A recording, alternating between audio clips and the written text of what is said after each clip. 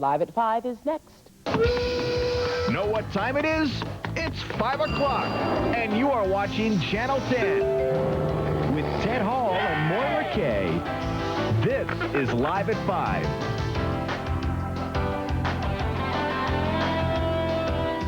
Thanks for watching Live at 5. I'm Moira Kay. And I'm Renee Jamison in for Ted. Coming up today, Nashville may be called the home of country music, but Knoxville is making a pretty good claim of its own. We'll take you on a special tour.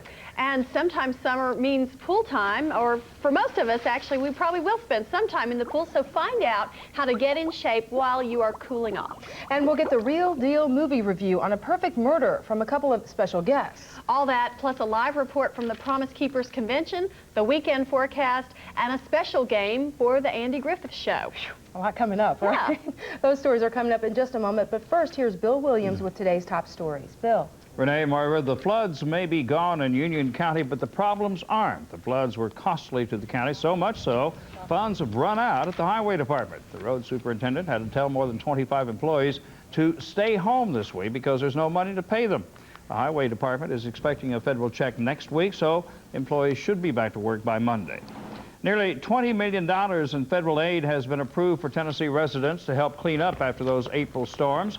Almost 5,500 residents have applied for help. So far, the largest amount approved is $9 million to help local governments rebuild roads, bridges, utilities, and public buildings. Kentucky State Police are searching for two men who escaped from the McCreary County Jail. Police say 29-year-old Chris Campbell and 22-year-old Shannon Garland escaped sometime earlier this morning. Campbell's wanted for murder. Garland is wanted for arson. Police have been searching the area all day but haven't been able to find them. They say they tried to steal a car, but the two were unsuccessful. Now back to Moira, Renee, and Live at 5. Thanks a lot, Bill. Thousands of Christian men are pouring into Knoxville for the Promise Keepers Conference. This is the third time the group has come to our town. Action 10's Laura Hatch is at Thompson Bowling Arena with all the action. Laura. Well, Moira and Robin, they opened the gates in here about an hour ago, and as you can see behind me, the men are starting to arrive, and as you can probably hear, it's a little noisy down here. Now, it's not completely crowded yet, but when things get rolling around 6:30, they're expecting a full house. The men have been arriving all day. They're expecting 25,000 men in all to attend. Now, there are two big changes this year. It's at Thompson Bowling Arena instead of Neyland Stadium. It's also free. It is a stretching time for a ministry that used to charge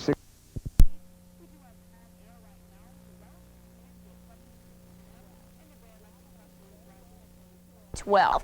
In the almanac today, well, our temperature, our low for today is at current temperature at 35 degrees, high of 41. Records for this date, high of 74 and a low of -6. I think we'll still see a good many clouds tonight, but then we'll see decreasing clouds as we get into Sunday morning. It is going to be a cold start to the day, though, with those temperatures right around 30 degrees. So as you head out to church, I would suggest putting on a coat. I think you will need it first thing in the morning. In the afternoon hours, it's going to be a good one to get outdoors in the backyard, do some yard work, or if you just want to get some exercise in before the big Super Bowl game, a good afternoon to do that as well. But you might want to throw on a light jacket with the temperatures for highs right around 41 degrees. As we get into the evening hours, should have no problems weather-wise getting to any Super Bowl party that you might be going to. Partly cloudy skies and temperatures should fall off back into the 30s between 35 and 40.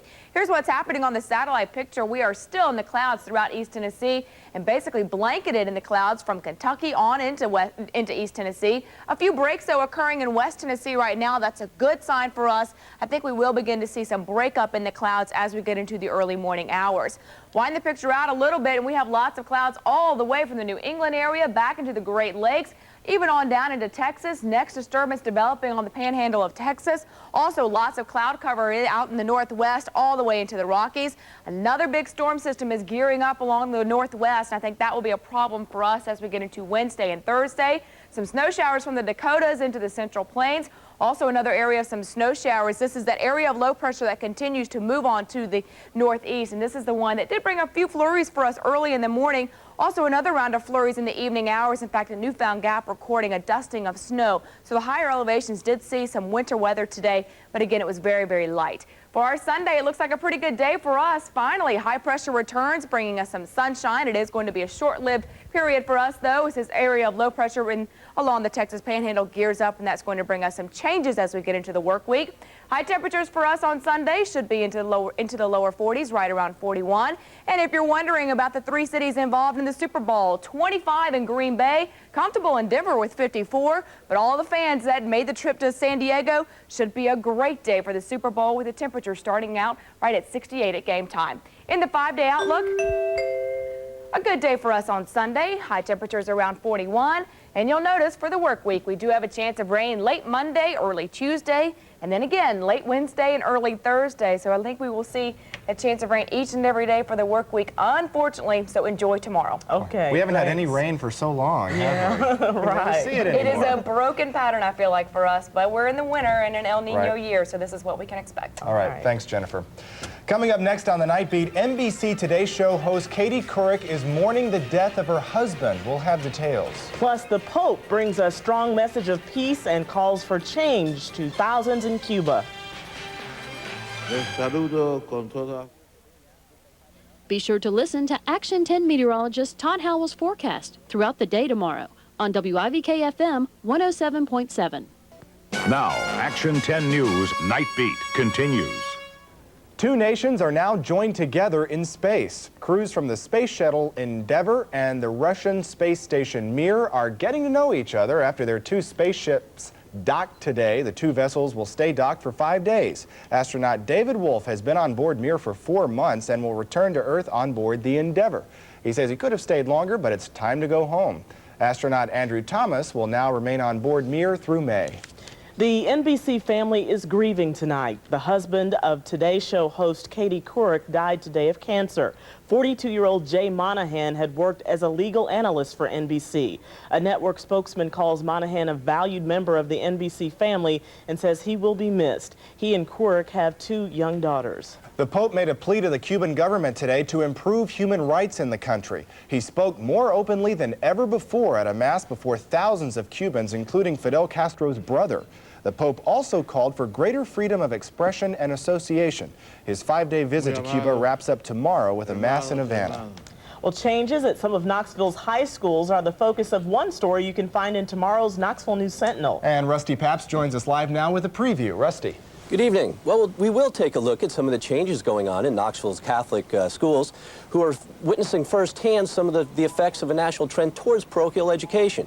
Also, some Blount County officials have passed a resolution seeking protection from development on Chilhowie Mountain. We'll give you the details. And in sports, the Vols have found themselves a new football recruiter. We'll tell you what her name is.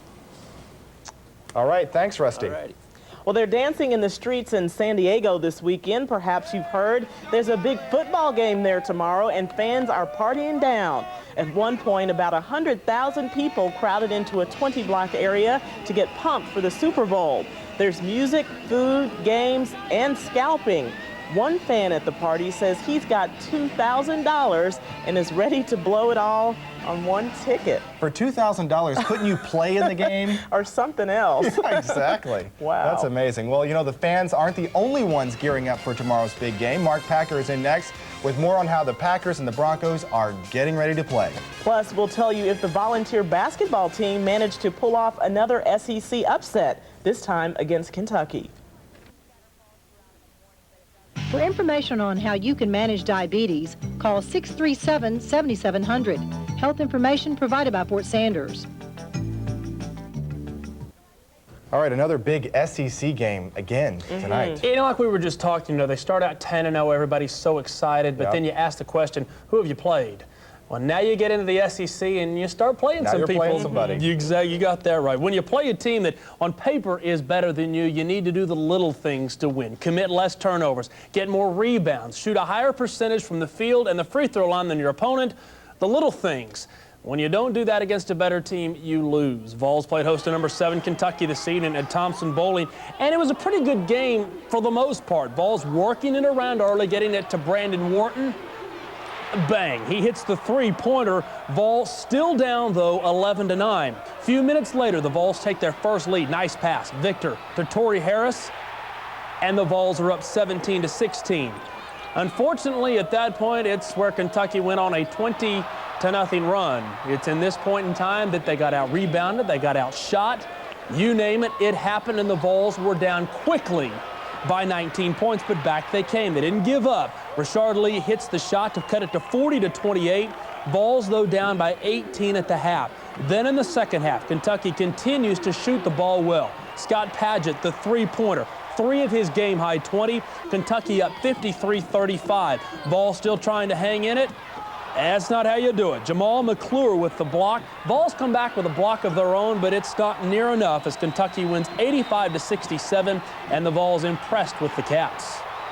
They played about as good a basketball as I've seen since I've been coaching. They went on a rip in there for about 15, 17 points, whatever that section was throughout there, and I thought they played really, really good.